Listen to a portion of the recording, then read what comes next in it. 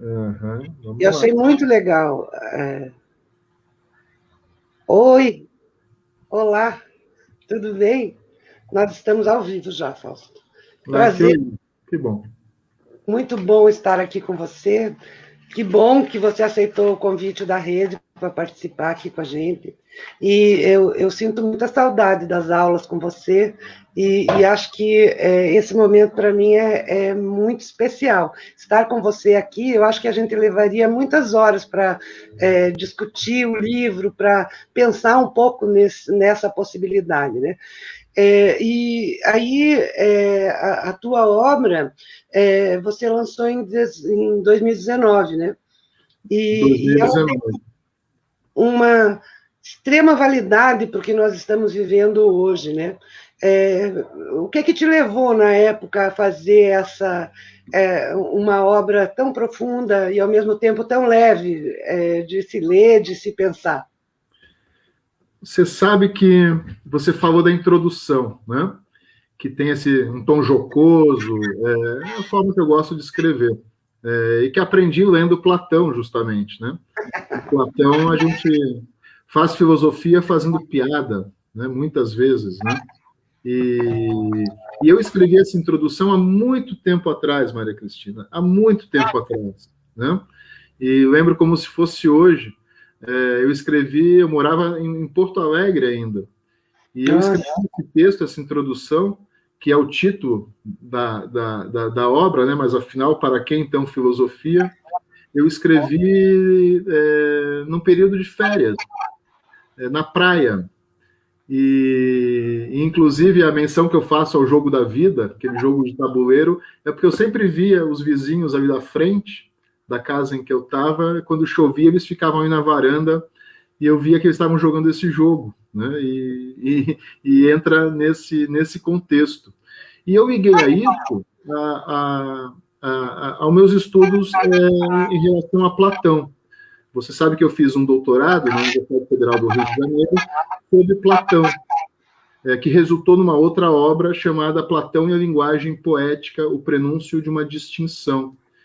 E ali eu desenvolvi a tese, propriamente dita, né, que tem a ver com o prenúncio dessa distinção, que a distinção seria justamente o marco do início, digamos assim, do mundo ocidental, quando surge a filosofia como uma pedagogia, inclusive, como uma forma de compreensão e de ação diante do mundo, e Platão, é o paradigma disso, busca justamente superar, substituir as antigas formas, as tradicionais formas daquela época de se ter conhecimento do mundo, que era através dos mitos. E mais propriamente, na Grécia Antiga, os mitos homéricos. E eu desenvolvi, nesse doutorado, uma forma de lidar com os textos de Platão, né? Uma hermenêutica dos textos de Platão, que eu chamo de integralidade orgânica, porque o Platão escreve diálogos, né? Como todos nós sabemos, Platão escreve diálogos. E diálogos são como peças de teatro. E numa peça de teatro, ela só completa o seu sentido, ela só vai fazer sentido quando o pano se fecha. E eu sempre percebi que os estudiosos de Platão muitas vezes estudavam Platão por excertos, né? Pega um pedaço de um diálogo aqui, um pedaço de um diálogo ali e vai construindo. E eu passei a pensar que para compreender uma forma de compreensão que me interessava dos diálogos de Platão era sempre ver ele na sua integralidade orgânica. E eu desenvolvi isso no doutorado com 6 diálogos de Platão, e era um Platão sem ideias, como eu digo, porque eu peguei diálogos onde a teoria das ideias ainda não estava estabelecida, enfim. E tentei mostrar como a discussão, a briga com o poeta, com a arte de uma forma geral, era uma coisa constitutiva do pensamento de Platão. E a gente vai, e uma hora eu me deparei com Borges, esse diálogo que eu faço esse estudo nesse livro, com Gorgias. E o Gorgias sempre me encantou muito, e sempre me tocou muito. E eu demorei muito para escrever esse livro, porque eu tinha muito medo dele, porque ele me implicou demais. É como se, ao escrevê-lo, eu tivesse que, de fato, assumir uma determinada postura diante do mundo. E a gente sempre tem aquela ambiguidade, o que eu quero da vida, uma coisa muito pessoal, né? O que eu quero da vida?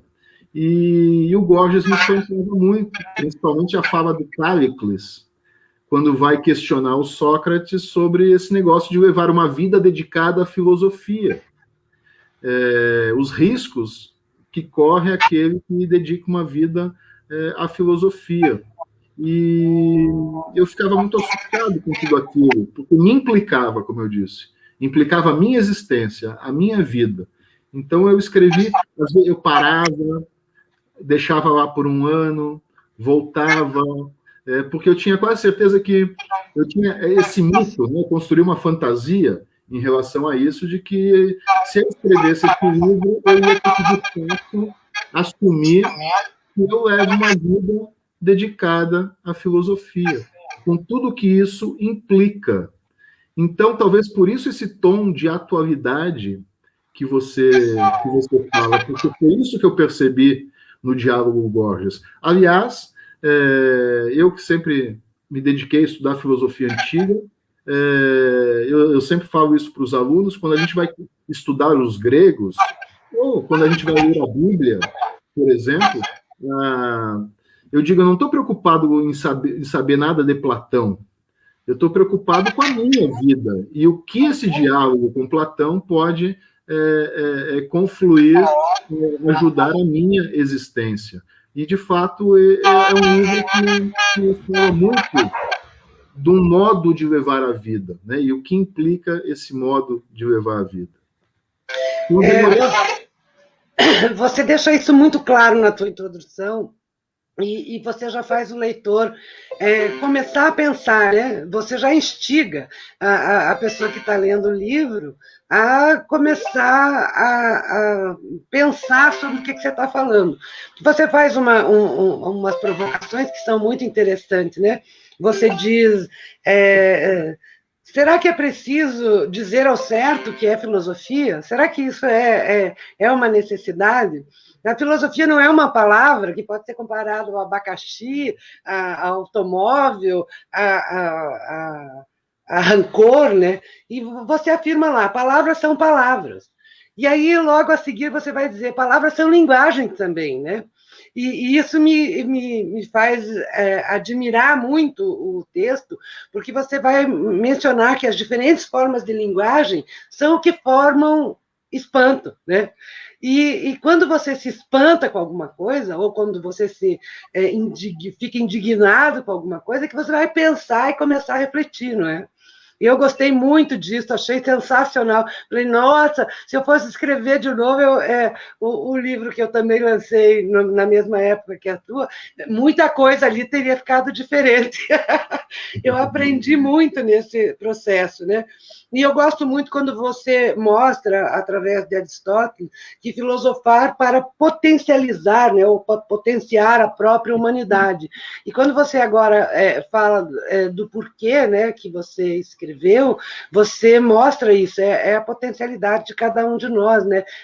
Como é que você se coloca nesse mundo, né? E aí você com licenciado, bacharel, mestre, doutor em filosofia, isso para você é muito mais sério e muito mais impactante do que acaba sendo para qualquer um que não seja filósofo, né? E aí as linguagens que você usa, nos diálogos que você traz, você vai trabalhar a questão da retórica e da concepção filosófica, da argumentação, da persuasão, do que é justo e do que é injusto, né? Do processo da justiça, do senso comum, do conhecimento, das crenças. Então, todas essas questões eu penso que são muito, muito atuais nos dias de hoje, né? Porque a pergunta, completamente atuais, né? Você falou da retórica que aparece no livro, porque a pergunta do livro é justamente essa, né? Como é que eu devo levar a vida? É um diálogo a respeito de qual seria a vida que valeria a pena ser vivida. Ora, na Grécia Antiga nós sabemos que a via da política, né, todo cidadão, e principalmente as aristocracias, então, o que importa, o que é valoroso é ser guerreiro, no período homérico, e quando a gente faz essa virada com sofistas, com a democracia, o que se torna importante não é tanto mais, não que isso tenha ficado para trás, mas não é mais uma dimensão que surge, uma dimensão nova, que não é tanto você saber empunhar a lança e o escudo, mas é você saber empunhar a palavra, empunhar a linguagem. Porque na democracia, como se faz a democracia? A democracia se faz no parlamento, no lugar onde a gente fala. A força da democracia não está na violência das armas, em qualquer outra espécie de violência, mas está na discussão dos argumentos, está na fala.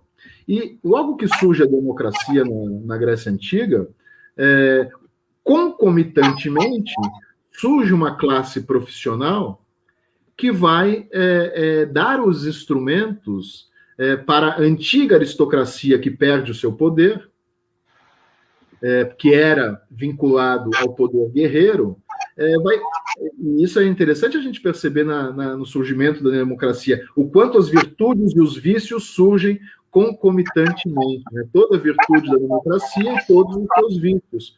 Porque o ensinamento dos sofistas, né, esse grupo que os filósofos, Aristóteles vai chamar de pseudo-filósofos, o papel que eles desenvolvem na Grécia Antiga e na Grécia fundamentalmente democrática, porque eles que vão ser os professores de retórica.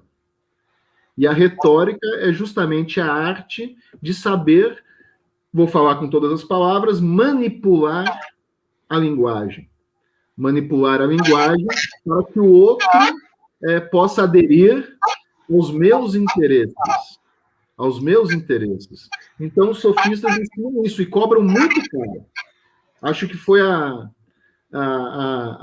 único momento em que professores ficavam milionários lecionando. Eles lecionavam valia demais, que era a possibilidade das velhas aristocracias se manterem no poder. E isso é tão importante que a palavra grega retor, que vem o professor de retórica, mas também é sinônimo de político.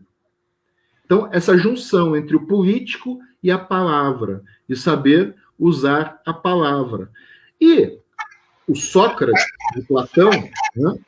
Sempre fazemos uma diferença entre o Sócrates História e o Sócrates nos Diálogos de Platão, que é um personagem que Platão se utiliza. O Sócrates, ele pensa um pouco diferente. Platão pensa diferente. Ele era de uma família aristocrata. A sua descendência chega aos deuses. Por parte de mãe, se dizia que eram filhos de deuses, era um aristocrata. E ele estava destinado, e é por isso que toca a existência, a vida dele estava destinada à política.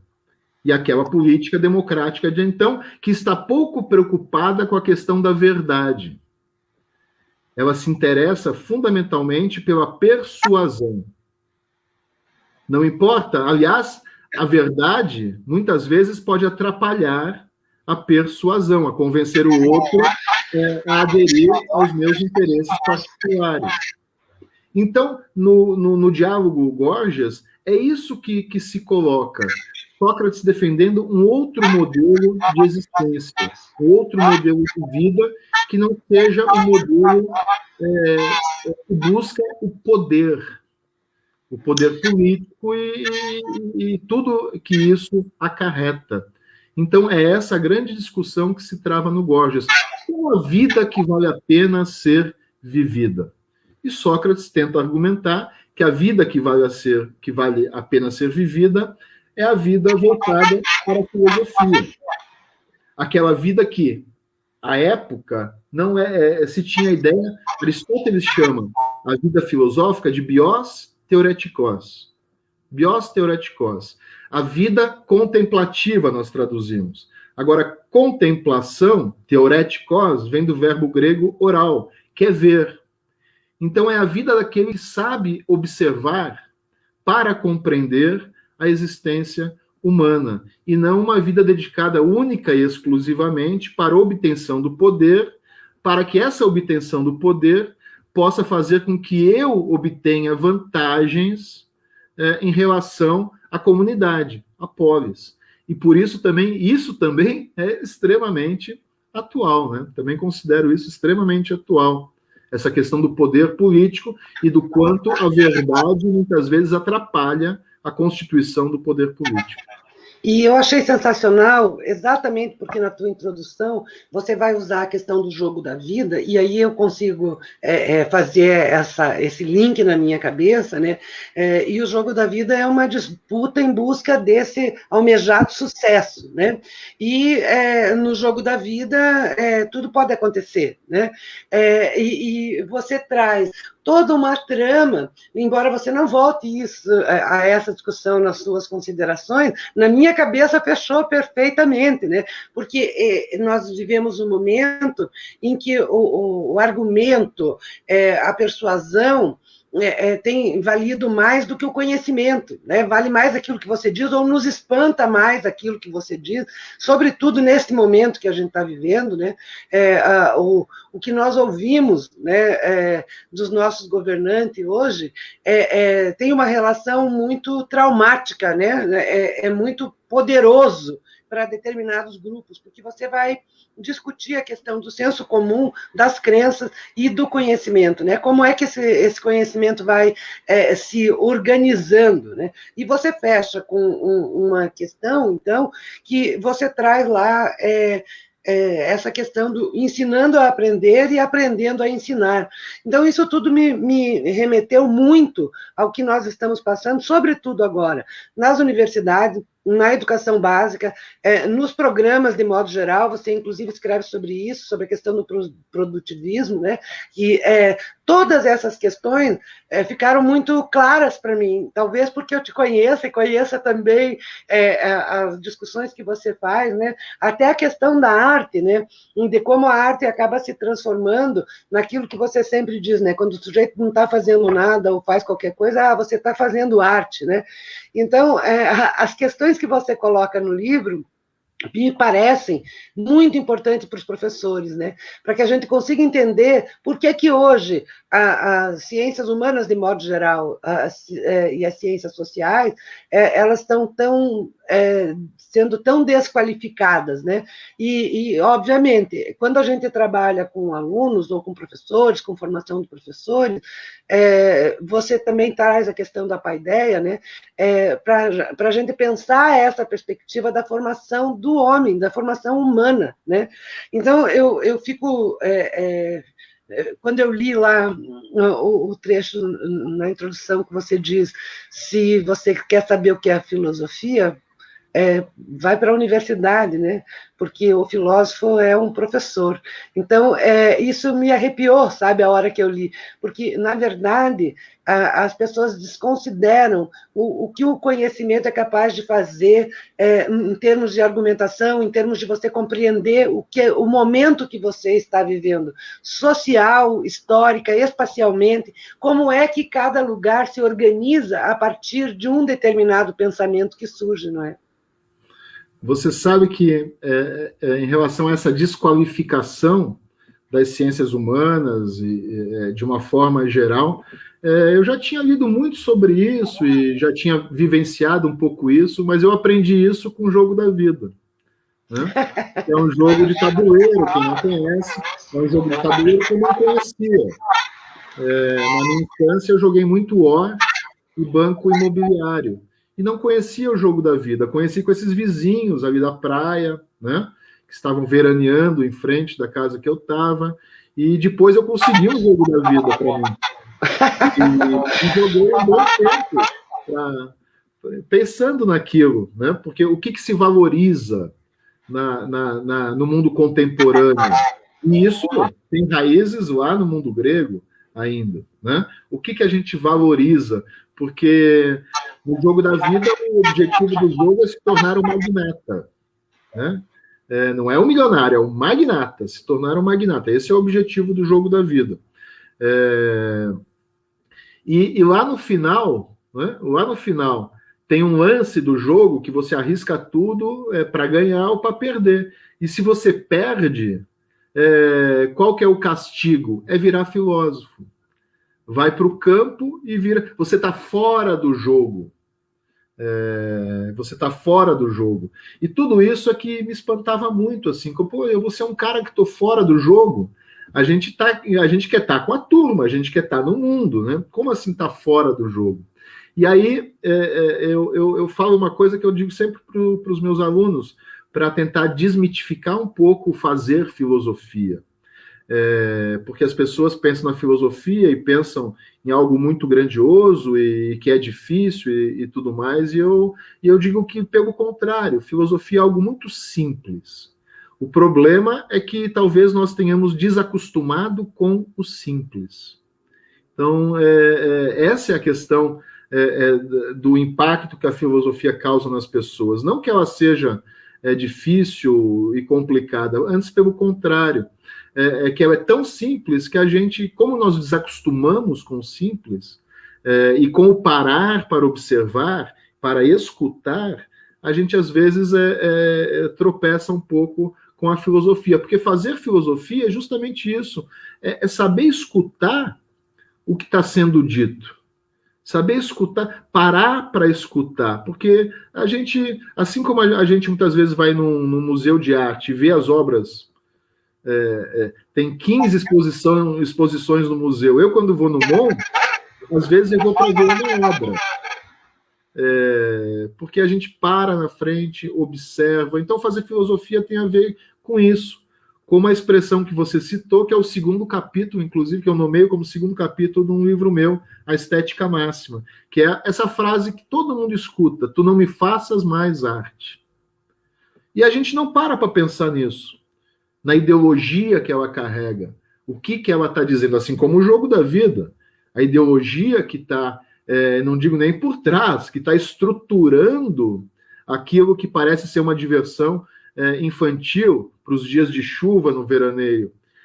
Então, como tu não me faças mais arte. O que significa isso? Porque essa frase geralmente é dita num contexto de que a pessoa fez uma coisa errada, que não devia ter feito. Ou seja, a arte é uma coisa que não deve ser feita. E isso tem a ver com Platão, com essa briga de Platão com o poeta, com a arte de uma forma geral. No livro, tem um livro de Platão, um diálogo, um dos mais famosos, chamado A República, onde ele constrói o que seria uma cidade, né? Ele constrói o que seria uma cidade ideal. Ideal para quem? Né, Maria Cristina? A gente sempre, na educação, a gente sempre procura fazer essa pergunta: a educação de qualidade, né? Primeiro, o que é qualidade? Depois, qualidade para quem? Isso é filosofar, é sempre tentar escutar o que a gente está dizendo. E nessa obra, Platão constrói a cidade ideal, ideal para o mundo que está surgindo à época dele. E a cidade ideal para ele seria uma cidade totalmente regida pela técnica kai episteme, pela técnica e pela ciência. E nesse modelo de sociedade, a arte, que não é uma coisa para bonito, como a gente pensa hoje em dia. Eu não boto um quadro, não deveria, pelo menos, ou enfim, a gente já perdeu essa noção, a gente não quer combinar o quadro com o sofá da sala. A arte é uma forma de compreensão da realidade. Só que a gente já perdeu um pouco essa percepção do que é a arte. A arte é uma forma válida de compreensão da realidade. E quando a gente fala tu não me faças mais arte, nós estamos justamente tentando diminuir ou apagar uma determinada forma de compreensão da realidade para que outra forma se sobreponha a essa. Por exemplo, e é algo que você conhece bem, a questão do mundo ocidental em relação aos povos autóctones. Como nós menosprezamos, a gente diz que o índio vive no passado. A gente nega a própria temporalidade presente para o índio, dizendo que ele é do passado. Não, do passado a minha avó que já morreu. Mas talvez diga exatamente isso, quanto nós matamos para instaurar um modelo de sociedade, o quanto nós precisamos, o nosso modelo de sociedade precisa eliminar o outro modelo de sociedade. Muito, muito bom, Fausto. Nessa lógica, né, quando a gente vê lá escrito, né, que a disputa é sempre em torno do sucesso, né, ela busca hoje a perspectiva do sucesso, não é à toa, né, que nós temos aí tudo isso que está acontecendo, a desvalorização do conhecimento, a celeridade, né, nos processos de aprendizado, o empreendedorismo. Quer dizer, todos nós agora precisamos empreender. E empreender não significa pensar necessariamente. Né? O empreendedorismo, da forma como está colocado agora, é criar uma governamentalidade. Né? O professor Gadelha tem me ajudado a pensar um pouco nessas questões, porque tudo vira em torno do que se almeja como sucesso, e é o que o jogo da vida traz. Não basta ser milionário, tem que ser magnata. Né? E se você não for magnata, você não é nada. Se você é milionário, magnata, mas se você não for isso, você não faz nada. Vai filosofar, né? Vai ser filósofo. Isso hoje está muito relacionado à busca, inclusive, por cursos universitários. Né? Se você pegar aí os cursos técnicos e tecnológicos e as engenharias, são aquele que sabe saber fazer. O saber fazer hoje passou a ser mais importante do que o saber pensar. E você toca numa questão que eu acho muito importante, que é os significados vazios que aparecem hoje mais do que os significantes vazios que aparecem hoje mais do que em qualquer outro momento. Não é a democracia. Mas de que democracia a gente está falando? É da qualidade da educação, mas de que qualidade? O que é qualidade na educação? Se a gente vê os documentos oficiais, e, sobretudo, os mais recentes, né, de 2017 para cá, esses significantes vazios aparecem com muito mais. Na BNCC, então, ele está lotado do começo ao fim, porque nós não temos mais nenhuma vez, em nenhum momento na BNCC está escrito direito à educação. Não se usa mais falar, se fala sobre direito à aprendizagem. Veja, nós mudamos a perspectiva sem que a gente faça essa escuta daquilo que a gente lê, né?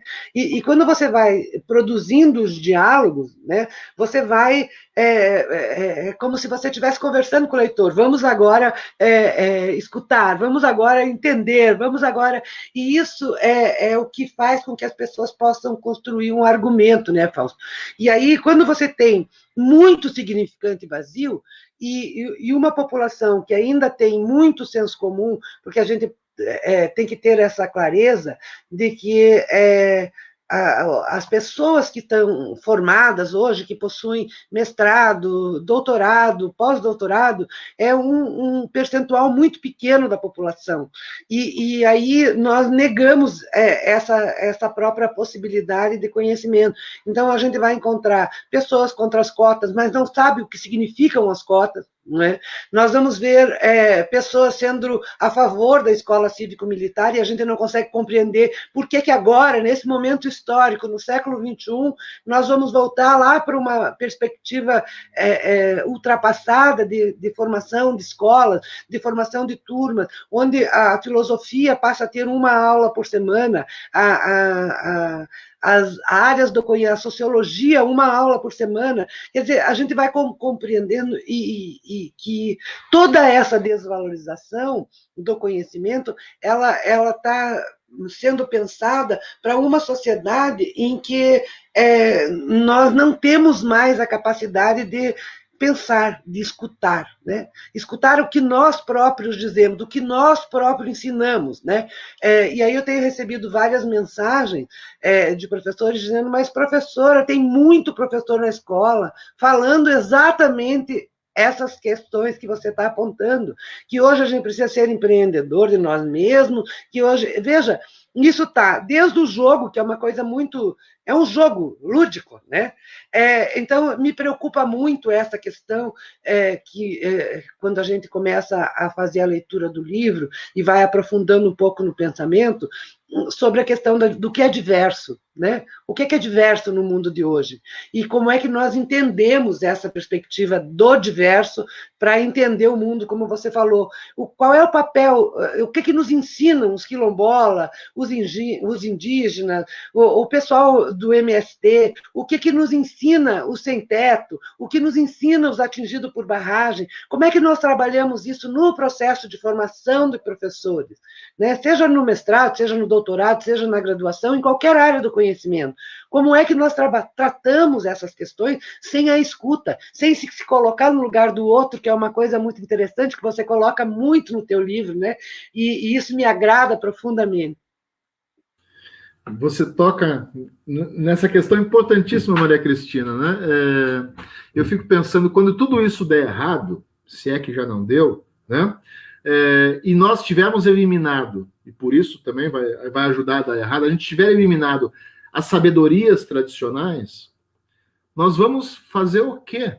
Né? Nós vamos fazer o quê? Isso é o problema do nosso modo de compreensão da realidade e o nosso modo de produção da existência contemporânea. E você toca em duas coisas que eu gostaria de aprofundar um pouco. Né? Primeiro, isso que me é muito caro, que você chamou de significados vazios. As palavras vão perdendo de fato, porque a gente também não escuta e a gente aceita qualquer coisa. E eu dou exemplos bem banais disso, para a gente entender. Por exemplo, quando a gente pede uma água mineral. Uma água mineral. Alguém já viu água vegetal? Água animal?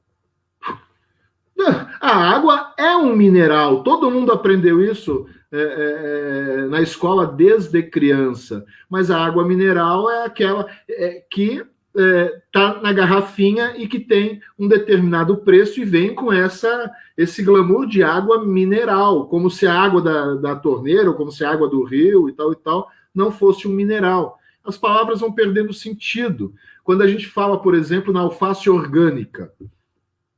Alface orgânica? Existe alface que não seja orgânica? Eu entendo o que a gente quer dizer com isso, mas é maldito. Né? Porque também oculta determinadas questões. Eu, por exemplo, tenho uma dificuldade muito grande, que às vezes eu vou entrar numa loja e tem uma plaquinha aqui, proibida a entrada de animais. Tá, e agora? Como é que eu vou fazer para comprar alguma coisa, se eu não posso entrar lá? Tudo isso não é ingênuo. Nem a palavra ingênua é ingênua. Ela sempre é o desvelamento de um mundo. Por isso a importância de nós aprendermos a escutar. Talvez nenhum de nós aqui tenha se espantado alguma vez com o termo água mineral, ou alface orgânica, ou não dê bola quando vê uma placa dizendo que é proibido a entrada de animais no lugar. Aliás, a nossa animalidade, a nossa corporeidade é algo que a gente sempre quer ocultar, né? Seres racionais que somos, superiores a toda a natureza, enfim. E você fala outra coisa, que é a questão do sucesso.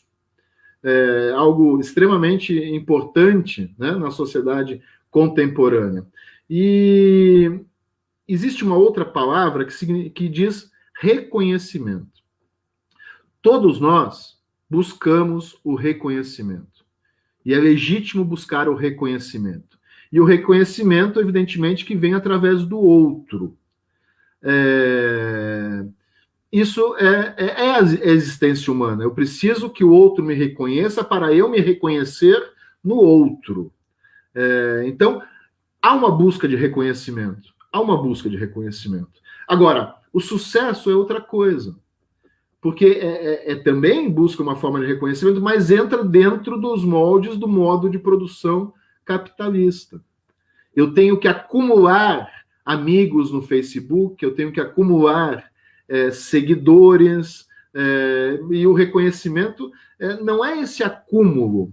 Essa coisa que muita gente já falou, de a gente tem 5 mil amigos, tem gente que tem no Facebook, mas que amigos são esses, né? Amigos é 1, 2, 3 na vida, né? 4, é bem diferente. Então, há uma distinção entre a legitimidade de se buscar a necessidade humana de se buscar o reconhecimento e a ideia de sucesso, que entra dentro dessa acumulação, dentro do modo de produção capitalista. Porque se minha mãe, dona Renata, né, me reconhecer, para mim já é o suficiente.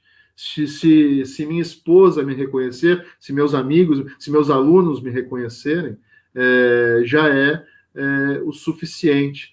O que é diferente do sucesso, que tem a ver com quantidade, né? Com quantidade, com acumulação, né? Acumulação de mineradores. E que fala do narcisismo próprio de nós, né?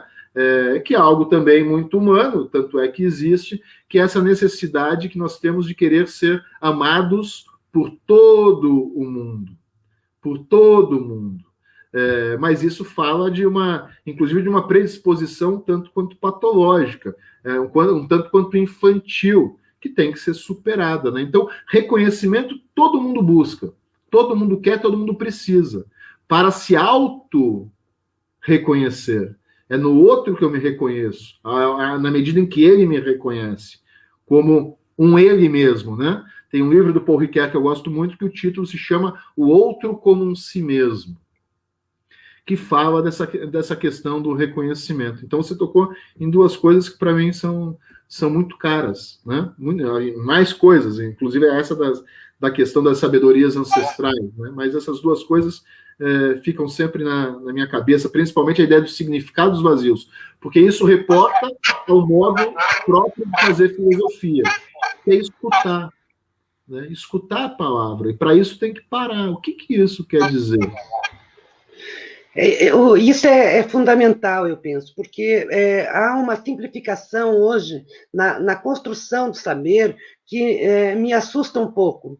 Eu gosto sempre de tentar entender da onde é que as coisas aparecem, né?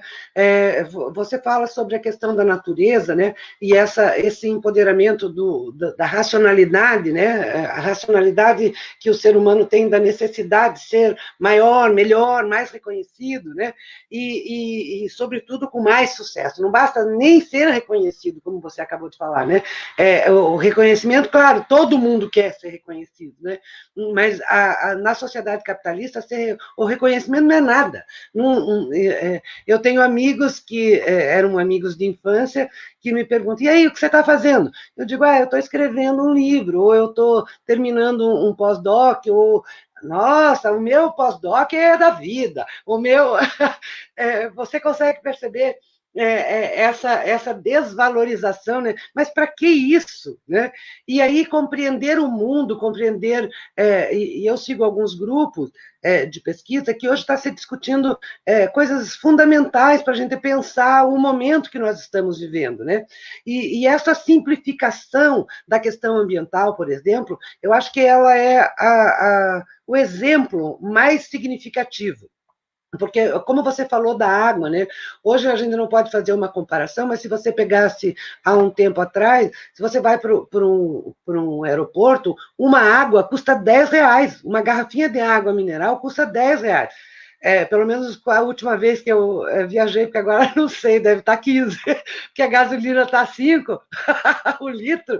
E aí você começa a pensar, né? Como é possível uma garrafinha de 300 ml custar R$10 e um litro de gasolina custar, ou de álcool, 3 e pouco, 5 e pouco, né? Então, essa lógica, ela é uma lógica invertida, está muito pautada na escassez. E essa escassez, ninguém se para ouvir, para pensar de que maneira que está escasso, aonde é que está escasso, como é que essas questões são ouvidas, são pensadas, são ensinadas, sobretudo, na escola. Veja, é muito comum você ver professor conversando com um aluno sobre o aquecimento global e perguntando a ele o que é que você precisa fazer para melhorar o aquecimento global. Quais são as tuas atitudes para melhorar o aquecimento global? Isso tudo me deixa muito impactada, sabe? Porque, como você coloca, né, esses significantes vazios, eles vão se transformando em crenças.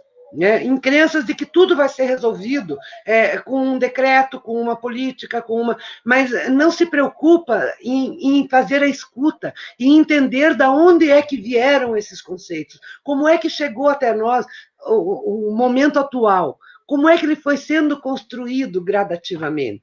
Porque, como você falou, quando a gente pensa no jogo da vida e nessa perspectiva de sucesso, isso vem da Grécia, né? Você acabou de dizer isso, né? Isso vem de um conceito que não é posto hoje, isso foi construído gradativamente. Mas como é que nós conseguimos apreender a realidade hoje, né? Se a gente não considera, por exemplo, a arte. A gente não considera, quando a gente ensina música para criança, a gente não quer saber de que tempo foi aquela música, de que lugar foi aquele autor daquela música, o que ele está refletindo naquelas palavras, por que a qualidade musical é tão importante para um determinado povo, o que significa ouvir uma determinada música em detrimento de outras. Por que determinadas músicas tocam só um tipo de música numa rádio, em detrimento de tantas outras, numa cultura tão diversa como a nossa? Né? Então, essas coisas me deixam muito preocupada, porque quando a gente pensa na concepção filosófica, e sobretudo nas discussões que você traz no livro, principalmente lá quando você vai trazer a última parte do livro, né, que é ensinando a aprender e aprendendo a ensinar, eu penso que a responsabilidade social do professor, seja lá professor da área que for, da química, da física, da matemática, da geografia, da história, não importa, todos partem de uma concepção filosófica de conhecimento. E isso se reproduz numa determinada sociedade. Então, eu queria que você falasse um pouco sobre isso, Fausto, porque eu acho que você nos ajuda a pensar muito, né? E eu acho que é um momento importante, porque nós estamos com 30, 35, 20, 25 professores que entram e saem. Então, eu acho que é um recado bem importante que a gente pode dar. Bom, primeiro eu quero lembrar das nossas aulas, né? Nossas aulas eram ótimas. Para quem não sabe, eu e Maria Cristina dividíamos uma disciplina chamada Pesquisa e Educação lá na pós-graduação da Tuiuti. E você tocou nessa questão da simplificação da questão da ecologia, né? E eu lembro a primeira vez que eu escutei você falando isso, e eu parei para escutar, porque você falava, não, a pessoa, né, essa coisa de jogar para o indivíduo, né, o que o indivíduo pode fazer e tal e tal. Claro, o indivíduo pode fazer muita coisa, mas a questão ecológica não é uma questão da soma dos indivíduos também, né? Toda uma questão da sociedade como um todo. E você dizia sobre você quer reciclar, né? Você quer ter a consciência limpa em relação a isso, né?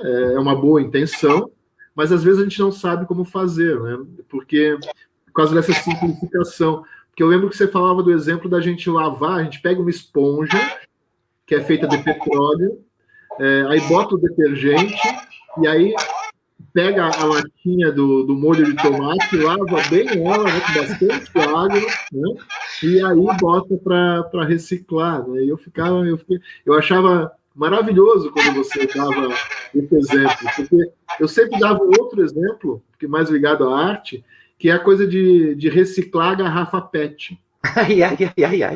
Esse pensamento mágico, porque é um pensamento mágico, e, portanto, fantasioso, e, portanto, numa regressividade infantil. A professora ela vai ensinar a ecologia, como lidar com a ecologia, e ela pega a garrafa PET e faz transformar num carrinho. E aí a garrafa PET é o do mundo, enquanto matéria, né, daquilo que ela é feita lá, daquele plástico, do petróleo. E aí, mais ainda, aí bota uma tinta tóxica, né? E a criança não quer saber daquilo. A criança quer um Hot Wheels. A criança quer um Hot Wheels, porque tudo é voltado para isso, né? E onde vai parar essa garrafa PET depois de um dia? vai parar no mesmo lugar, né? No lixo, né? Então, são coisas que a gente faz que não tem muita efetividade, é uma forma de não resolver o problema. Resolver o problema seria ensinar a criança que ela não precisa consumir tanta garrafa PET. Isso seria, né, uma forma de lidar, mas isso, claro, que bota em risco toda a nossa sociedade. Agora, a questão do ensinando a aprender, aprendendo a ensinar, né? Isso que a gente aprende lendo Platão. A gente aprende lendo Platão, porque, principalmente nos primeiros diálogos, a figura do mestre, do Sócrates, é a figura daquele que diz que a única coisa que eu sei é que eu nada sei. Exatamente. E se eu nada sei, se a gente almeja, se a gente tem o amor pelo conhecimento, a filosofia, se a gente tem amor, amizade, o amor amigo, né? Não é? Os gregos tinham 3 palavras para falar amor. Eros, o amor no qual eu tenho que consumir o outro, eu tenho que me encostar, de certa forma, do outro. Que é o amor relacionado aos deuses. E filia, que é o amor amigo. O amigo a gente não toma posse dele, não se funde nem se confunde como no amor erótico, que há uma fusão, né? E a metáfora disso é o próprio ato sexual, né? Onde 2 ali se encaixam e viram um. O amigo a gente não é essa relação, a gente não tem posse nesse sentido, mas a gente quer estar junto, quer estar arrodeando o amigo, quer estar por perto.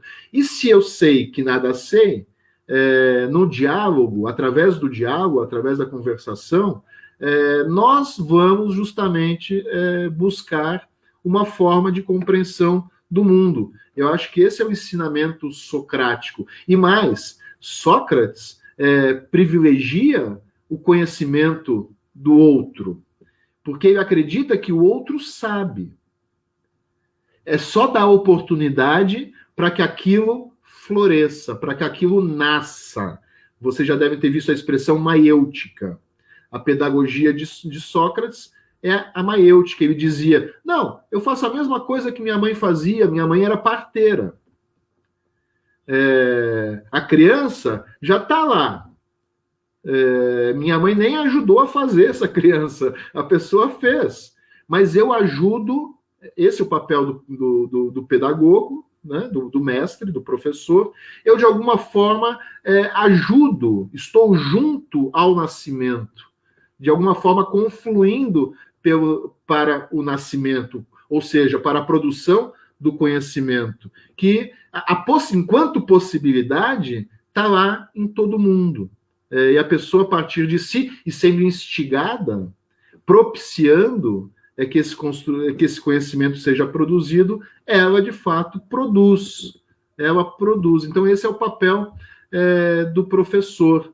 Não tanto dizer o que é a coisa, mas permitir que o próprio educando perceba o que é a coisa. Porque, para Platão, conhecimento...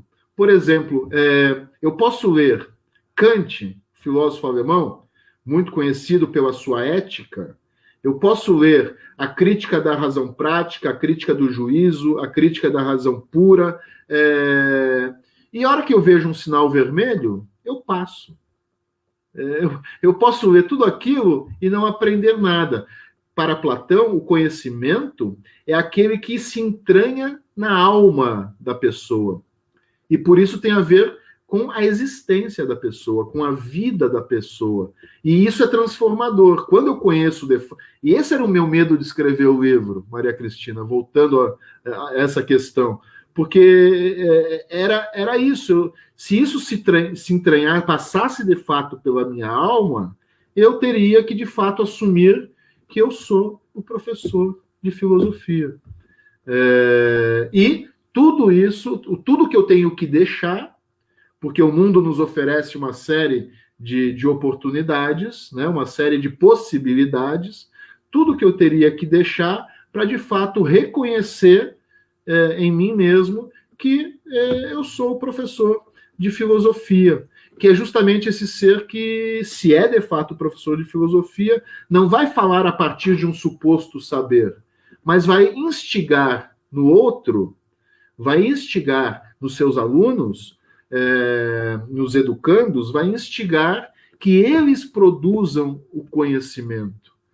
Não vai inculcar uma ideologia, não vai, que às vezes parece uma religião dogmática e que tem que se... Não, ele vai permitir que o outro se produza a partir de si mesmo, sendo que o si mesmo nunca é um ser solipsista, não é uma ilha. Esse si mesmo já é uma construção comunitária, já é uma construção social.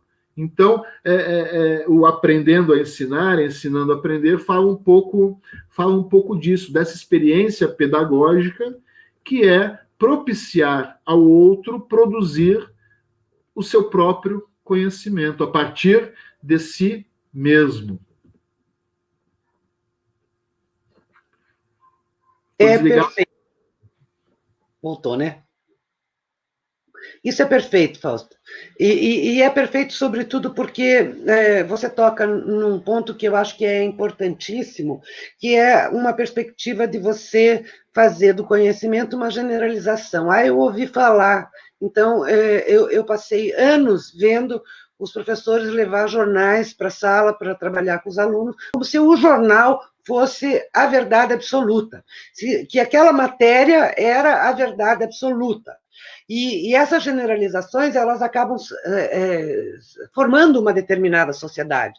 E isso me incomoda, porque você fala da questão da garrafa, e a gente brincava muito isso nas aulas, né? E é muito difícil o professor conseguir compreender que ele não recicla nada. Porque ele não, para reciclar qualquer coisa, a gente precisa fazer a mudança física, química e biológica.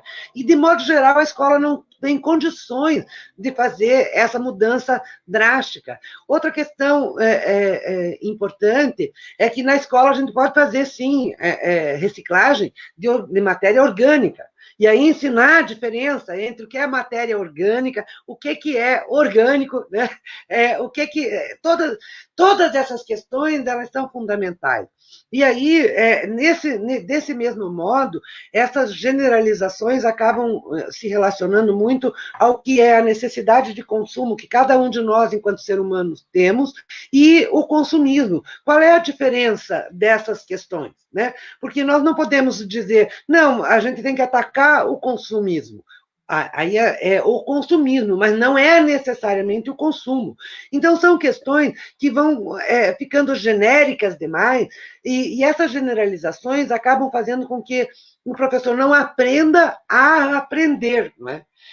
E essa relação da escuta que você coloca, desse processo de você se colocar no mundo, como é o que você faz, né? Se eu sou professor, eu tenho que entender que eu tenho uma função social, enquanto produção de conhecimento, enquanto aquilo que eu quero enquanto ser humano, né? O que me representa? Vai ter limites, tem coisas que eu vou fazer, o que você deu o exemplo do sinal vermelho. Não adianta a gente fazer toda uma leitura de mundo e aí a questão ambiental, por exemplo, criar outros preconceitos. Se meu vizinho não coloca o lixo lá para reciclar, isso em Curitiba é muito comum, né? Se o meu vizinho não coloca o lixo para reciclar, ele não presta, porque, veja, ele não está contribuindo. Mas a questão ambiental, ou qualquer conhecimento, ele precisa reduzir e pensar sobre o que é justo, o que é injusto, como você muito bem coloca isso no livro, né? Como é que é a perspectiva de justiça? O que é justiça e para quem é essa justiça? E aí os significantes vazios são muito importantes para a gente entender os documentos educacionais, os decretos que são apresentados por nós, porque todas essas questões, elas não estão explicitadas. O exemplo que eu dei agora há pouco, nós não temos mais direito à educação na BNCC. Nós temos apenas direito à aprendizagem. Essa é uma diferença imensa. Isso é uma diferença fundamental. E se a gente não consegue compreender quais são as questões que estão por trás dessas abordagens, dificilmente a gente consegue colocar o nosso aluno para pensar. E é por isso que eu gosto tanto da introdução do teu livro, porque a todo momento você faz uma introdução que é para que se reflita sobre o que é que você está lendo. Para que você está fazendo essa leitura? Ela serve para você para quê? Porque a gente pode pensar na filosofia e pensar, mas para que sociologia? Para que geografia? Né? Para que nós aprendemos essas áreas? E hoje, se a gente pegar todo o processo educativo com os itinerários formativos, nós acabamos com as áreas do conhecimento. Porque nos itinerários formativos, a gente não aprende mais geografia, história, sociologia, filosofia, nós vamos fazendo aglutinados de conteúdos. E esses aglutinados de conteúdo vão cada vez mais simplificados para o aluno. Se há uma deficiência educativa que se quer mostrar no país, isso em que grau, como é que nós conseguimos fazer que haja esse aprender a aprender? Né? Como é que nós construímos isso tudo com um enxugamento das possibilidades que nós temos de pensar e, inclusive, de desqualificar o processo de educação e os professores. Isso está claro na BNCC. Nós não precisamos mais ter 100% de aula nas escolas. Nós podemos ter 40% só. Nos cursos superiores das licenciaturas também. Nós não precisamos mais ter 100% de aula presencial. E aí, agora piorou muito, porque a gente não distingue o que é o ensino remoto do que é educação em EAD, não é? Então, a gente vai fazendo todo um recorte e uma simplificação e generalização das coisas que o teu livro nos ajuda bastante a pensar em tudo isso sem dizer uma palavra sobre isso. E isso é que eu acho interessantíssimo, porque na medida que você aprofunda a leitura, você vai percebendo que você toca em questões muito sérias e muito importantes para este momento que nós estamos vivendo, né? Então, é muito prazeroso ler o livro, e eu tiro os meus gatos, porque eles fazem assim, daqui a pouco eles estão aqui na minha cabeça, e eu tenho 4, né? Então já viu. Mas é isso, Fausto. O estar em casa, né, nesse momento de pandemia, tem essas coisas, né? O gato aparece. Você fala dessa... foi universalização que você usou o termo? Generalização, né? Toda generalização é sempre muito perigosa, porque a generalização, muitas vezes, primeiro que ela homogeneiza, ela acaba com as diferenças, né? E segundo que ela simplifica as coisas, né? Claro, às vezes uma generalização é uma forma de adentrar um tema, por exemplo, mas ela não é o tema na sua complexidade. Então, é sempre muito perigoso todas as formas de generalização, né? Agora, você falando da base comum, o gato entrando aqui, e falando do ensino remoto, o que é AD, o que é ensino remoto, né? Eu fico pensando, eu estou lendo uns livros sobre o elogio da escola, uns livros sobre escola, né? Falando da importância da escola. E eu fico pensando o quão libertadora, né, é a escola. O ambiente escolar, a partir da sua arquitetura, o quão libertadora. Eu tive uma experiência no ensino remoto, e por isso, por exemplo, eu não fico chateado com os meus alunos que não abrem a câmera quando a gente está dando aula, porque a gente não se dá conta disso, que é o escutar e o ver, né? A gente não se dá conta disso, quanto isso aqui é uma invasão na nossa privacidade, na nossa casa, na casa dos alunos. Eu nunca imaginei que eu fosse entrar na casa de aluno.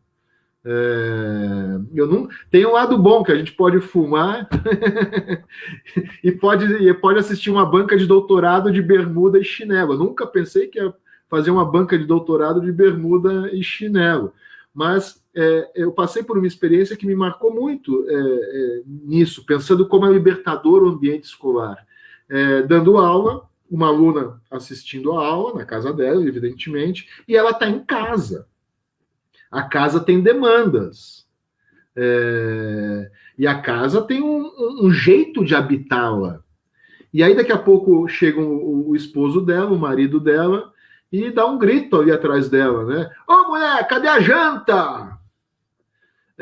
E aí eu fico pensando, caramba, imagina quão libertador é para essa menina tomar um banho, botar uma roupa, botar um batom, ir para a universidade, para a escola, de uma forma geral, para a universidade, ter amigas, ter amigos, conhecer outras pessoas diferentes dela. O espaço escolar é libertador nesse sentido. Eu acredito na escola enquanto um espaço de libertação, inclusive libertação do seio familiar, porque ali você vai ampliar, longe das vistas de mamãe e de papai, você vai ampliar os seus horizontes. Então eu ando pensando muito desde a arquitetura, porque você entra no portão da escola. Eu lembro do Colégio Municipal de Primeiro Grau Pedro II, lá em Santos, na minha cidade natal. E eu adorava a escola. Porque a escola, eu sabia exatamente o que ia acontecer lá. Minha casa, às vezes, era meio conturbada, as coisas mudavam um pouco rápido. E na escola, eu tinha segurança.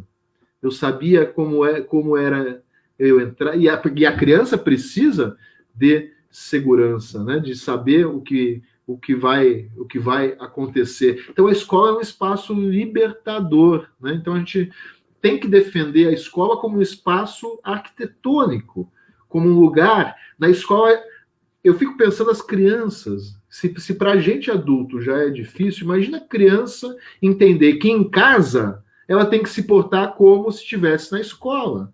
Mas a casa não é a escola. A arquitetura da casa é uma, a arquitetura da escola é outra, que propicia a relação pedagógica.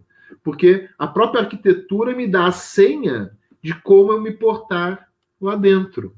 Assim como eu entro numa igreja, eu sei como eu me portar, porque aquilo é uma igreja. E o que diz que é uma igreja é a arquitetura do lugar, a materialidade do lugar. Então, nesse tempo de pandemia, eu tenho pensado muito. Às vezes eu fico numa ilusão, numa fantasia também, num desejo. Eu fico pensando que a hora que tudo isso acabar, todo mundo vai querer ir para a escola, né? Então, todo esse discurso pode ser que não, claro, tem coisas que vão ficar, até porque tem coisas que funcionam. Por exemplo, eu digo minha experiência no Fórum do Campo Lacaniano, que eu participo, e eu dou um seminário no Fórum do Campo Lacaniano, que é o Leituras Freudianas, a gente lê obras de Freud. E isso a gente fazia presencialmente, no espaço acanhado do fórum, aqui em Curitiba, e tinha 6, 7 pessoas. Agora, o fórum tem 30, 50 pessoas do Brasil todo. Isso propicia, porque a gente não pode ser radical, né? A gente não pode ficar nessa dicotomia, né, nessa polarização que está muito em voga no nosso país. Não tem nada que seja de todo ruim e não tem nada que seja de todo bom. Tem a coisa apropriada para um determinado momento e para um determinado público. Então, tem lugares que isso funciona. Por exemplo, aqui, essa possibilidade que nós estamos tendo funciona, mas não é todo o processo educativo que se adapta, que funciona dentro desse esquema, né? Então, por isso que, ligando com a questão da generalização, toda generalização, eu tenho um texto chamado Presença Distante, Distância Presente, que fala sobre EAD. Quem quiser, acha facilmente na internet. Acho que foi o primeiro texto que eu escrevi sobre educação. Já faz 10 anos. Né? E ele se torna muito presente nos dias de hoje. E que fala exatamente isso. Né? Não dá para dizer, porque às vezes que toda educação à distância é ruim, e não dá para dizer que é por causa da presença que a educação é boa. Né? Nós temos que saber o que funciona, o que se adequa para que público, para que tipo de aula, enfim. A gente nunca pode... Essas generalizações são sempre muito complicadas. Né? É um maniqueísmo. Antigamente, chamava-se isso, através da religião, de uma palavra que vem da religião, de maniqueísmo. De um lado está o bom, o bem, e do outro está o mal. E são posições... E é engraçado que, geralmente, o mal está sempre do outro lado, né? Não é meu, não, né? Eu estou do lado do bem, todo mundo está do lado do bem. Então, não sei quem é que está do lado do mal. Então, por isso que essas generalizações são sempre problemáticas, porque, no fundo, são ingênuas. É. Bem isso, Fausto. Eu acho que você toca num assunto que eu acho importantíssimo, né? Que é essa questão da invasão de privacidade. Porque o nosso país ele é muito diverso, né? Existem vários Brasis dentro do Brasil, né? E existem várias realidades nesse processo da educação remota, né? Que é muito diferente da EAD. A EAD tem uma preparação, ela tem um estúdio, o professor se dirige até lá. É diferente dessa questão da invasão de privacidade que você colocou. Isso é muito, muito sério, porque, de verdade, a gente tem aí uma concepção de invadir o outro, invadir o espaço do outro, e me ocorre na tua fala o que o meu neto me dizia esses dias. Sabe, eu fiquei com tanta pena de uma professora, porque ela estava dando aula e a casa era reboco, né? E eu estudo no Medianeira, vó. E eu fiquei tão chateado de ver a exposição da minha professora nesse cenário. Ela pode até estar numa garagem que está sendo construída, mas ainda assim é muito ruim vê-la dessa forma. Então, quando a gente começa a pensar nessa invasão de privacidade que as relações de educação remota nos trazem, a gente precisa pensar na condição social de milhares de famílias no Brasil, das pessoas que moram em áreas rurais, não apenas porque a casa é bonita ou é feia, mas é isso que você menciona, né? É a invasão de privacidade na vida da pessoa, porque tem alunos que moram em 6 numa área de 40 metros quadrados, né? E a vida acontece ali. Né? Então, a gente tinha uma discussão anterior que era a educação domiciliar. Né? Havia um bloco de pessoas que queriam que a educação estivesse nessa condição da educação domiciliar. E agora, as mesmas pessoas que queriam a educação domiciliar, agora elas querem que as escolas voltem e retornem já, imediatamente. Né? Então, é como você diz, não há nada que seja ruim e não há nada que seja 100% bom. Né? Nós temos aí uma relação de ganhos e perdas, porque se não fosse esse ganho, dificilmente nós poderíamos ter essa conversa. Né? Dificilmente a gente poderia, porque no ano do lançamento do meu e do seu livro, eu imaginava que a gente teria uma possibilidade de fazer vários encontros para discutir os capítulos, para discutir como é que as coisas estavam acontecendo, né? Mas veio a pandemia e acabou que a gente não teve mais oportunidade de se encontrar. E para mim é um prazer imenso conversar com você. A gente tem 1h14 de live já, e eu gostaria de ler alguns dos nossos participantes aqui, o que dizem para nós. Eu acho que é bem interessante, tem bastante gente participando, né? Então, a Soyara está aí, o Ednilson também, a Cleidiane lá de Rondônia está aqui com a gente, muito bom. A Débora, Débora Della, ela também diz que está show a discussão. A Fabiana Rodrigues também está conosco. A Gisele Barroso, que é de Belém, do Pará, ela também está aqui com a gente. O Júnior Bacarati também está conosco. Meu grande amigo, professor de grego na Universidade Federal do Rio Grande do Sul, meu grande amigo. Obrigado, que ótimo. Obrigado, Júnior. A Cassandra também está aqui dando boa noite, também deve ser sua aluna, né? Tem outras, o Rafael Batista também, boa noite, professor, ele está aqui, a Adriana, que foi nossa aluna lá no programa, boa noite, professora Maria Cristina e professor Fausto, muito feliz em vê-los. A Simone também, que foi nossa aluna no programa lá, a Mônica França, salve professores, professora Maria Cristina e professor Fausto, a Vânia Maria Damasco também está aqui conosco, a Renata Burgo, a Fabiana, queridos professores, que saudade, Aí a Fabiana dos Reis também está aqui conosco, a professora Maru, a Márcia Machado também falando da importância de discutir a questão da arte, termo muito usado pejorativamente, a Renata Burga, dizendo que aproveita deixar meu elogio à professora Maria Cristina e a toda a sua luta pela educação e ao professor Fausto, pelas suas reflexões que nos inspiram e sempre nos questionaram mais a buscar por mais. Né? A Maru diz, sim, perfeito, arte e compreensão, representação da realidade pelo artista, é a transformação o tempo todo, a partir de competências de quem observa. O Cairu, né, que é um grande amigo seu, também está aqui, ótimas reflexões, parabéns.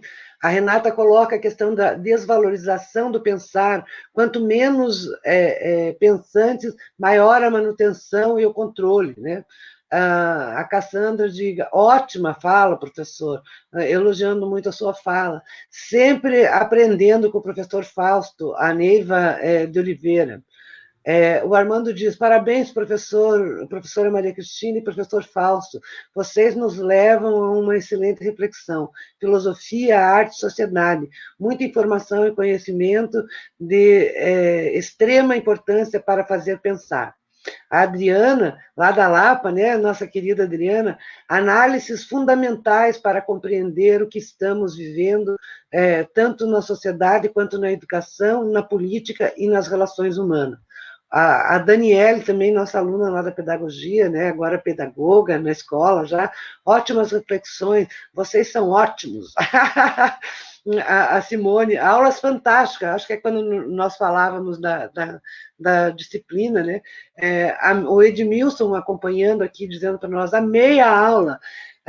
A Daniele sobre a questão ambiental, arrumei muita briga na escola do meu filho por conta desses motivos que você comenta. A Mônica França falando falas maravilhosas, não canso de ouvi-los. A Johnny também, nossa querida, tua orientando e minha querida amiga, né, maravilhosa. Recordei das nossas aulas, do nosso processo de orientação e das aulas. Gratidão pelos pontos abordados e pela possibilidade de reflexão. O Antônio Carlos Quer, professores maravilhosos. A Adriana coloca ainda, o ensino remoto na escola pública está muito longe de alcançar a qualidade da IAD. Não tem suporte didático, pedagógico, formativo, não tem condições, a improvisação terá a médio prazo efeitos profundos que acontecerão e vão aumentar a desigualdade na educação. A Vivian Vale de Oliveira, excelentes reflexões, que prazer ouvi-los. A Jaqueline, que também foi nossa aluna lá no programa, queridos professores, saudades dessa lucidez, parabéns. Até a professora Margarete, nossa colega lá da pedagogia, nos dando boa noite. Está travando um pouquinho, né, a minha internet, eu vi que agora melhorou, né? Muito conhecimento para pensar e refletir. Uma aula e tanto por dois grandes professores. Parabéns. Não é sempre que se pode assistir tanta informação de forma tão leve e agradável. A Ana Cristina também diz, excelente discussão, parabéns. Professor Fausto é inspirador, diz a Vivian. A Thaís também está conosco e diz, quanta riqueza, que maravilha, parabéns. Então, tem bastante gente, o Elton também estava conosco aqui, dizendo que a professora Maria Cristina é mil, olha que beleza, em plena pandemia, né? Parabéns ao professor Fausto. Então, esses momentos, eu acho que são momentos que nos enriquecem muito, né, Fausto? Que bacana, nossa, que bacana, quanto reconhecimento, né? Exatamente. Muito feliz, né? Eu queria mostrar aqui para quem não adquiriu, vale muito a pena, né? Vale muito a pena. São reflexões para a vida, não é só para agora. Eu acho que é um livro que a gente lê e vai voltar a ele muitas vezes, porque as coisas nos escapam e a gente volta para o livro. Eu já tinha lido e voltei agora para ver lá as marcações que eu fiz, e cada vez acho mais importante as discussões que você nos traz, Fausto. Eu, como bom filho de português, seu Fausto, comerciante, né? Eu ainda tenho exemplares, né, para vender, né? Então, quem se interessar pode me procurar, talvez através do Facebook seja fácil. Aí manda uma mensagem no Messenger, né? Tá lá, meu Facebook é Fausto dos Santos. Talvez seja bem fácil e a gente vê o jeito de chegar na mão de quem se interessar, né? Já tem uma pergunta aqui. Comprar, né? Onde comprar? O povo quer saber onde é que compra. Então, acho que dá para entrar em contato através do meu Facebook, acho que é uma forma fácil, né? É Fausto dos Santos. Se você quiser deixar aqui né, registrado aqui, eu acho que era bacana você deixar o seu Facebook e também é que eu deixar. Faço isso? Ali tem mensagens, né, para enviar no chat. Aí você pode. E você pode pôr depois também, não tem problema, porque isso vai ficar ao vivo, né? O bom e o ruim é que nós estamos ao vivo e fica gravado no Facebook, né? Então, a gente pode depois responder as mensagens que foram colocadas ali e agradecer mais pontualmente cada um dos nossos queridos colegas e alunos, professores que estão aqui conosco. Eu quero agradecer muito, muito, muito a tua presença, Fausto. Foi uma alegria imensa essa conversa com você. Para mim é sempre muito prazeroso estar com você. Quando a pandemia né, nós tivermos vacinado e a pandemia, né, tiver tido uma solução, quero muito que você venha aqui para aquele churrasco para a gente reunir o povo que mora aqui da rede, para que você possa conhecê-lo. Alguns já conhecem, como a Renata, a Patrícia, né? Tem tanta gente aí que é comum, né? Os nossos ex-alunos. Aqui dá para fazer um encontro bem grandão, porque tem um espaço ótimo, né, para a gente morar aqui. Eu acho que foi uma escolha de 15 anos atrás, mas hoje eu percebo que foi uma das melhores escolhas que eu fiz na minha vida. Então, Maria Cristina, eu quero agradecer muito essa oportunidade, porque, nossa, me fez lembrar das outras aulas, né? E que me dava tanto prazer, né? Em dividir a sala de aula com você. É legal quando a gente divide uma sala de aula com outro professor, e a gente fazia mais ou menos esse jogral, assim, né? Verdade. A gente se dava muito bem nesse sentido, né? Sempre respeitando um ou outro como deve ser, e, ao mesmo tempo, colocando as suas posições. Então, eu agradeço imensamente, agradeço a todos que tiveram presente, né?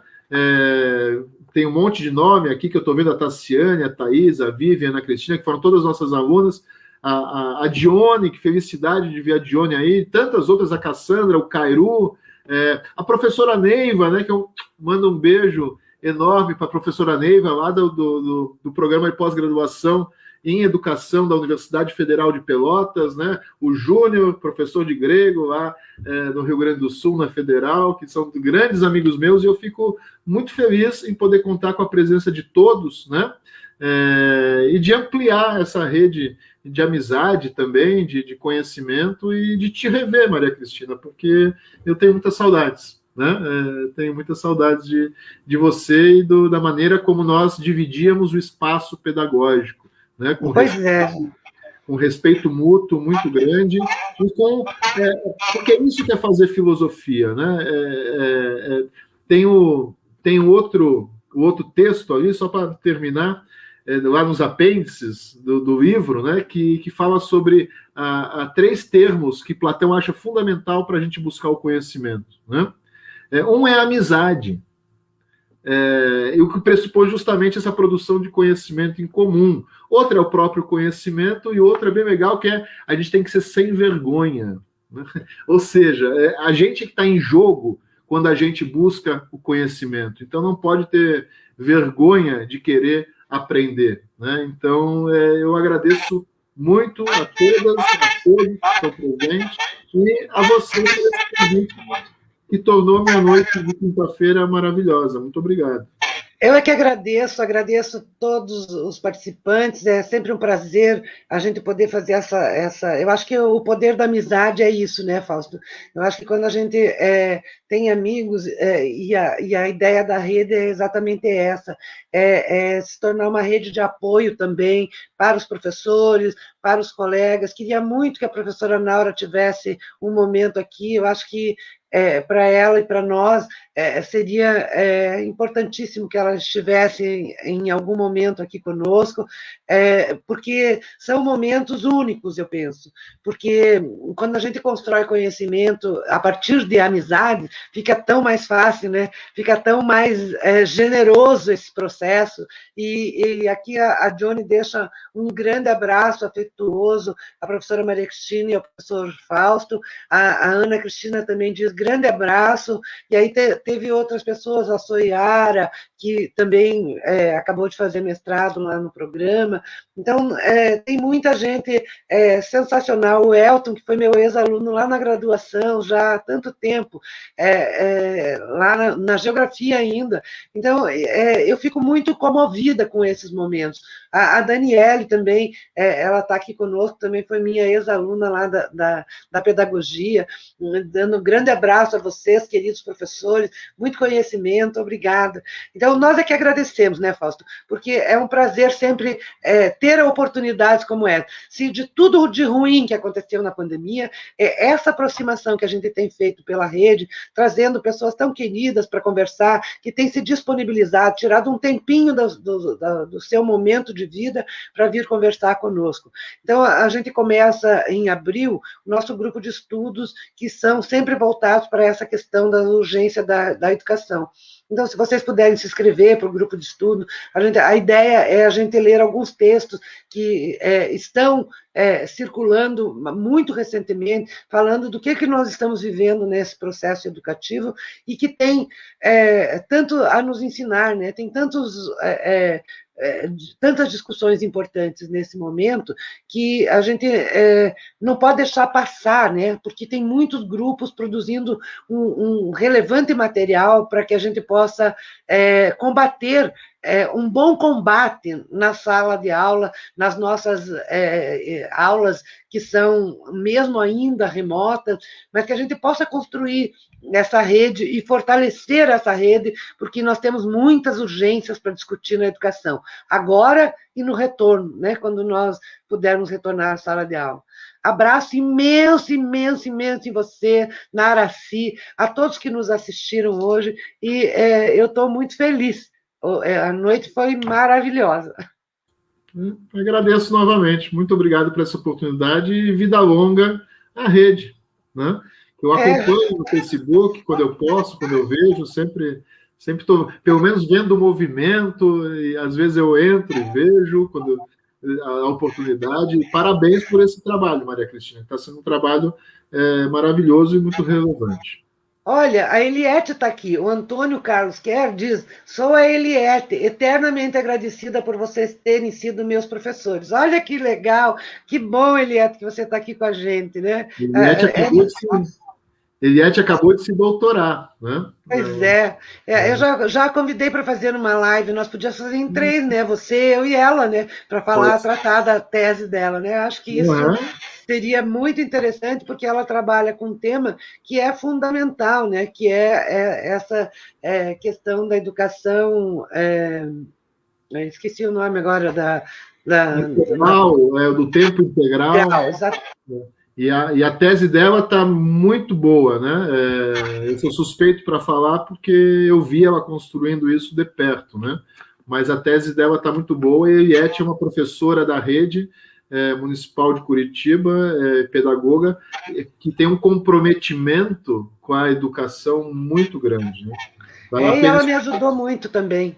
Ela me ajudou muito. Eu tive lá na SIC, porque era uma das questões do meu trabalho, do pós-doutorado, e a Eliette é muito parceirona. O Fábio Teixeira também está aqui deixando um abraço, parabéns pela iniciativa, né? Um abração. Então, a gente vai marcar, então, uma outra live, né? Vamos deixar para abril essa, né? Tá certo. Um abraço grande, Fausto. Nós vamos ter agora com a gente a uma menina que é lá de Rondônia, que ela vai trabalhar sobre a questão dos atingidos por barragem de Rondônia. Acho que vai ser bem interessante, porque é um tema pouco conhecido, embora aqui no Paraná nós tenhamos muitas barragens e muitos movimentos sociais em relação às barragens. Um abraço, gente. Muito obrigada. Um abraço, muito obrigado também. Tchau. Tchau.